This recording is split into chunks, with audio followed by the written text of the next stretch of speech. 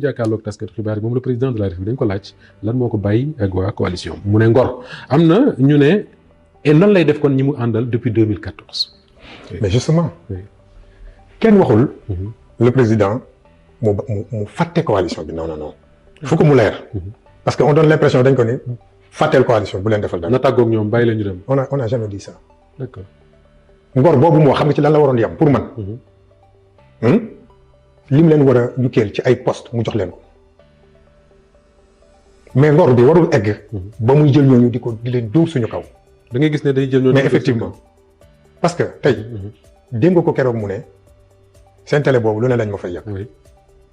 oui mais moom bu bàyyee ay ministre yu ànd ak moom nekkoon ci sa coalition ñuy attaqué Ousmane Sonko te du wax dara war na nangu aussi ñeneen ñu ànd ak Ousmane Sonko peut-être. oui di ko attaqué. politiquement ah. oui man mooy li ma wax sànq rek du luñ koy wax lu koy metti wala manqué ko respect non parce que institution la yàlla dogal na loolu. yàlla mais ci politique la ñu nekk. waaw ci politique la ñu nekk. oui président mënul nangu ay compagnons di joxe ay coups politique te ñun tamit dañ ko dóor ay coups politique loolu mënu ko bañ. c'est à lui de mettre fin à tout cela. boo àndee ak ay nit fukki fan ñoo xam ne xamuñu la ñu doon enquête ci yow. ñu wax naan waaw mais xam nga ay enquête ci yow mais kii ni mu yoree réew mi kii sax dégg naa fan yii. takk na jabar ainsi de suite des détails yoo xam ne ça ne signifie te day ñëw ñu ko jege. te boobu mi ngi soxla wuti réew mi mi ngi soxla. ñoom ñu ne dañ koy jàppale bu dee fukki fan. ngay ànd ak nit ji ko ngor mais 12 ans koo àndal lan nga ko war a ji alors est-ce qu'il y a un mot plus fort que ngor buñ ko amee nañ ko utiliser. lépp nga ko war a jox. lépp lañ ko war a jox on a combattu ensemble on s'est battu ensemble on a fait beaucoup de choses ensemble il est méritant comme tout le monde dans le parti li Birame wax dëgg la c'est une œuvre collective xam nga nee na moo installé moo installé mais xëyul xëy installé dañ ko jox ndigal moo installé leen su ma président waxoon ma installé ñooñu dem leen di installé mais le département Dakar maa ko installé mais du ma xëy di ko wax parce que dañ la ko sant nga dem def ko dañ ma ko sant ma def ko président Ousmane dafa yor ay tiroir bu ne dama fay jël jox ko diw na ko defal ma lii moom nag c'était un homme de confiance du président Ousmane Sonko c'est tout à fait normal nit ku ne da ngay am homme de confiance ba ci sa kër yow am na doom joo xam ni moom nga gën a dénk yeneen ak yeneen loolu c'est tout à fait naturel Abdoulaye Wade a bâti un parti est-ce que Abdoulaye Wade moo doon installé ay cellules ay sections il faut que quelqu'un le fasse mais loolu taxoon président Ousmane Sonko sant ko mu di ko def il n'est pas tombé du ciel. am na le temps c'était Idriss Seck ensuite oui c'était ça et même avant Idriss Seck il y avait d'autres mais il y avait d'autres donc te bu dee nee nga yow da ngay installé yaa installé loolu yëpp nga ni le parti tu l'as bâti de ta main j'aurais pu comprendre mu ne je fais partie de ceux qui ont bâti le parti. Je crois que ça c'est plus, je veux dire, modeste que de dire que le parti je l'ai construit de ma main. Parce que lu mu fa def. ñeneen def nañu ëpp loolu am nañu joxe seen bakkan. D'accord. Alors benn kii. oui allez-y.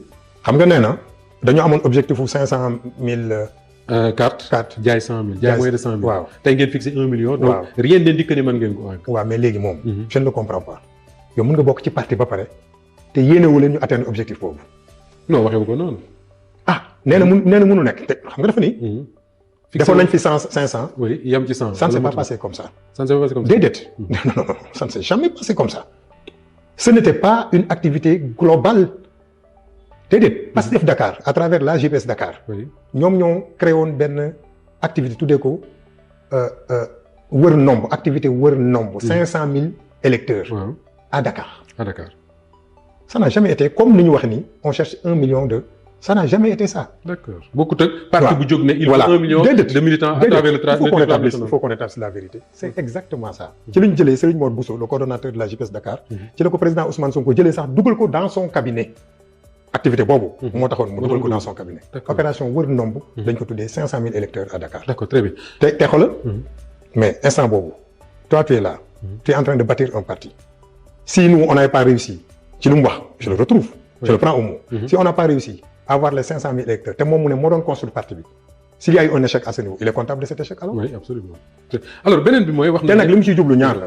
pour le parti et puis il faut que ñu ñëwaat ci. te li ma gis muy dem foofu la bëgg dem. waaw parce que wax na ne parti bi dafa ne ci crise. waaw et que nii muy demee nii. suñ ko dindiwul du baax. foofu la bëgg dem. parti bi du mës a am crise bu mu ko souhaité parti bi.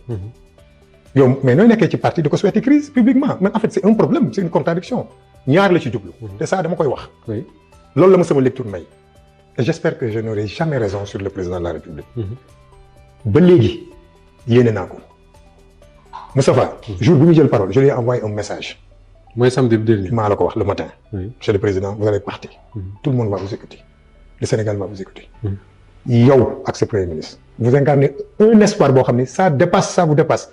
C'est un espoir que des générations à venir. oui vont bénéficier. Pensez à ça. Mhm. Parlez de vos réalisations au niveau du gouvernement. On a réussi à faire un travail extraordinaire, mais ça n'apparaît pas à cause de ces bis bi. Monsieur le Président, je vous souhaite bonne communication. Yal na yàlla rafetal sa làmmiñ. Sur le Saint Coran message bi du ko weddi loolu laa ko yónnee le matin. le samedi. Le samedi matin. loolu ku la yéenee du ko def. déedéet. Maintenant li mu ci jublu lenn rek la. te boo gisee ñeneen ñi ajouté autour de lui di ko wax. dama njort ne lenn la bëgg. Il a essayé. Il va essayer peut-être. jéem a dugg ci parti bi indi fa ay fissure ay courant par exemple. oui parce que boo déggee kenn di wax naan il y a une crise institutionnelle au niveau du parti. avant moom y a de certains Voilà, qu'il avait dit. collaborateurs ñu ko wax. loolu la ñu ko wax. loolu bokk na ci man loolu bokk na ci li ma njort mais du réussir parce que parti bi dafa am statut am ay textes ku ci def loo ci warul def textes yi moom moo lay sanctionné. d'accord. donc fi mu jëm nii xam ngeen ko. xam nañ ko. wala njort ngeen ko. gis nga li mu wax keroog ci interview bi il a dit exactement la même chose quand il recevait le bureau politique loolu noonu bi mu recevoir bureau politique Pastef c'est la seule rencontre à laquelle j'ai participé après yi ci des demuma bi mu recevoir keroog samedi beesul ci yow. déedéet beesul ci man te ñun bañ fa jógee génnewuñ ko oui ça c'est vrai. parce que dañ ne bu fi kenn génne li ñu wax fii dañu rafetal dañu defar li mu récité keroog loolu la c'est le même exercice qu'il a fait avec tout le monde. d'accord justement Abass Fall est-ce que nekku leen woon di rafetal di defar ba seen mbër échappé leen dem ci yeneen i loxo parce que là on a l'impression que le président il est dafa gën a jege ñeneen ñu dul waa Pastef yi nga xam ne ñoom la àndal depuis 2014. mais c'est ça la vérité moo tax ma wax la man j'ai toujours refusé de faire des sorties li ma ci doon dox ci suuf Ousmane Abdoulaye Barrow mu ngi may dégg chaque fois dama koy woo ne ko Ousmane wax leen président lii ak lii man dama ko daan yónnee message j'ai tous les messages que je lui ai envoyés ici pour l'histoire pour ëllëg amul benn message bu ma koy yónnee loo xam ne nekkul intérêt Sénégal. est-ce que dina ci tontu. il me répondait wax dëgg yàlla. très bien damay wax dëgg rek. musuma yónnee président message tontuwuma bii pas laa ko yónnee tontuwuma wax dëgg yàlla bii moom tontuwuma. samedi waaw. xëy na boo fekk na mu pare li mu bëgg a wax. sincèrement xam nga d'accord alors nit ki bañ a d'accord ak moom. du tee nga wax mais je ne serai jamais d'accord ci option politique bu mu def loolu moom. option boobu moom politiquement moom dañ ciy xeex. d'accord alors ñu jeexal ci benn affaire parce que waxtu wi jeex na. moo di ne le parti le PASTEF day dem congrès. et le président de la République dafa jàpp moom ne. ça doit pas être automatique ni systématique. que ni en 2029. le président du parti en l'occurrence fii Ousmane Sonko. moom la ñu war a investir mu nekk le candidat même si moom su fekkee ne def na un bon bilan ce qui sous-entend que dans sa tête moom li mu bëgg mooy nekk le candidat en 2029. comment est-ce que vous allez gérer ça Abass Fall parce que wax na sax ne ñun suñu plateau yi Walfadjri ministre de la République dina fa toog di wax naan Ousmane Sonko mooy seen candidat en 2029. ah xam nga boo amee un frère de parti. de surcroît président de la République da ngay jàng ci moom. ci moom la ñu jàngee loolu moom moo toog devant tous les Sénégalais mais j'ai fait 10 ans à ses côtés pour faire de lui le président de la République. En 10 jours il a fait de moi le président de la République. loolu wax. et mu teg ci ne lu ma jug ci xeex pour mu nekk président de la République. bàyyeeguma wala. bàyyeeguma. léegi ñun lan lañ def lu weesu moom li mu wax ñu répété ko on a fait que ça non rek lañ wax. 2029 président Ousmane Sonko mooy suñu kan parce que moom loolu la wax ne loolu la bëgg. après nag évolution am na bu mu génn ci loolu dañu waxante dëgg. mais yéen fa ngeen nekkoon fa ngeen nekk. non fañ nekkoon lan 2029. mooy 2029 le candidat sera Ousmane Sonko. mais loolu bu ko yàlla dogalee loolu la ñu bëgg. d'accord parce que moom loolu la waxoon ne loolu la bëggoon. maintenant ñun ci loolu la ñu nekk. xam nga lu tax. est-ce que xam nga ni président Ousmane wax na président Diomaye Faye ne ko. muy soog a falu. maa ngi koy wax encore. oui Sénégal yëpp di ma dégg. oui Diomaye bu fekkee li ñu jaayoon Sénégalais yi moom ngay doxalee tu feras 2 mandats est-ce que xam nga loolu président. wax na ko wax na ko j'ai fait la révélation tey. ne ko soo doxalee ni ñu digganteeg Sénégal da nga def ñaari mandat. ce qui veut dire que dans la tête de Ousmane Sonko si Diomaye reste fidèle à la ligne du parti. au projet 2029 il sera candidat. oui wax na ko du ko weddi kon. le problème c'est parce que la ligne a évolué. effectivement. ak yi ñu doon dox ci suuf ak ñi mu àndal nii di ko dugal ci ay giraawaale looloo tax les choses ont changé. d'accord parce que ku xam président Ousmane te loolu Diomaye wax na ko nag. nee nañu moom Ousmane Diomaye nee na. président Ousmane mën nga ko jiiñ lu ne sëf bëgg réew. c'est ces termes que j'utilise. wax na ko c'est quelqu'un de désintéressé moom moo ko wax na ko.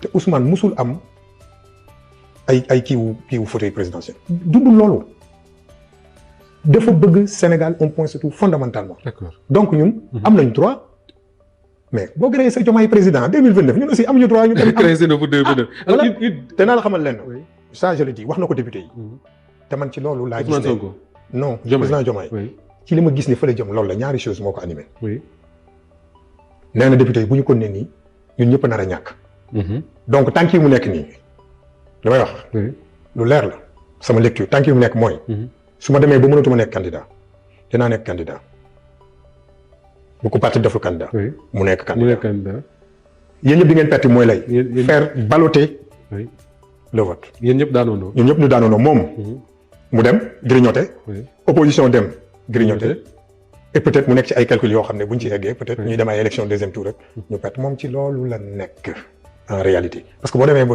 ngeen ko ne ni ñëppee ñàkk dafa xew ba ñun ñëpp ñu ñàkk très bien les gens n'ont rien dit les gens lui ont dit ñëwaatal ci parti bi la première rencontre qu'on a eu à faire bi am na ku posé question maa nga fa ne ko dañu bëgg nga ñëwaat ci parti man ma jëlee parole dama leen ne mais kii demul bay ñëwaat il est toujours dans le parti donc lu xew bañ naan bu ngeen deful naan ñëppee ñàkk d'accord alors beneen bi ce sera la dernière question monsieur le maire mooy en 2027 il y aura des élections locales am na ñu bëri jàpp sax ne le PASTEF va en faire le premier tour de la présidentielle de 2029 mais ce qui est sûr mooy il faudra gagner et gagner beaucoup de mairies est-ce que PASTEF pare na tey pour ce combat-là oui on est prêt depuis longtemps gis nga ñun ba ñu génnee ci notre expérience avec la coalition Yewwi Askan Wi ci la ñu pare élection législative on est parti seul yàlla rek a xam la muy def président Diomaye il a tout fait pour qu'on aille avec cette coalition là parce que ñu ne dañoo jàpp ne victoire Diomaye moo leen pousse voilà pour ngeen am majorité il a tout fait ñu ne ko ñett président Sonko ne ko ñett du ma dem ak coalition PASTEF mooy dem imagine tey bu ñu àndoon ak coalition bi du fekk ne groupe bi tas